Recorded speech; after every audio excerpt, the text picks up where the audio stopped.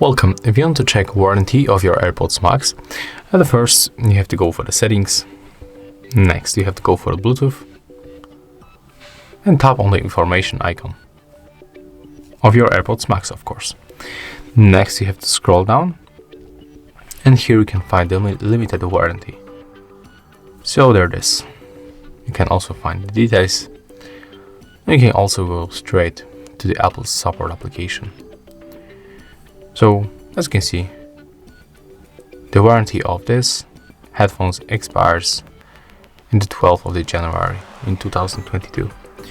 So if you find this video helpful, remember to leave a like, comment and subscribe.